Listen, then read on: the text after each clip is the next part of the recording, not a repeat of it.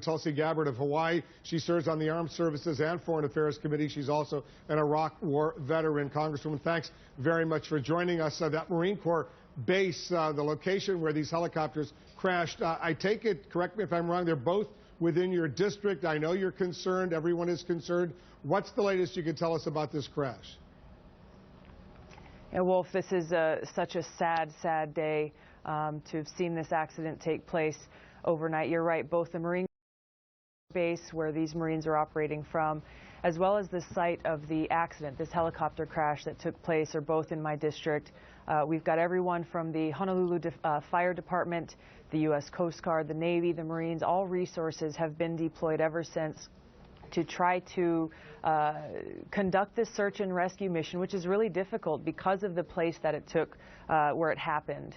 This is happening on the north shore of Oahu, which is famous for its huge waves, and we've got a north swell coming in right now there, making it so that you've got anywhere from 20 to 40-foot swells, waves coming in, making this search and rescue mission even more challenging than it normally would.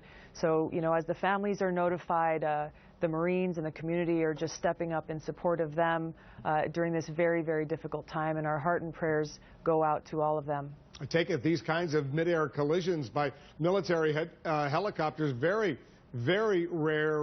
We're looking at some video of the squadron training from the base. I'll show that video to our viewers. This is a serious, I assume it was some sort of accident.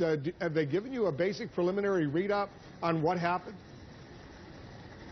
You know, they're looking at everything that's been going on, and I think there are a number of things that could have attributed to this, but I know that the effort right now is absolutely focused on the search and rescue mission. I know a lot of questions will be asked and hopefully answered as we look at what caused this accident. But you know, Wolf, I think that this is an important reminder that we as Americans should never forget that whether our service members are training here at home or whether they're fighting abroad, that their lives are on the line. They've sacrificed so much for our country, and that's something that we've got to honor and always remember and be grateful to them for. And as you point out, the wind conditions, weather conditions, the waves, what, 20 to 40-foot waves right now, that makes the job of those searching for these Marines so much more difficult. What's the forecast as far as weather is concerned?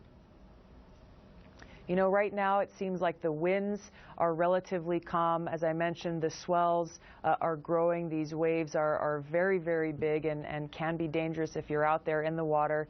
But also there's kind of a fog, a haze that's in the air. It's been in the air since yesterday when I got here. That's caused by the volcano on the Big Island. When the volcano is active, the wind brings this kind of volcanic haze, which we call fog.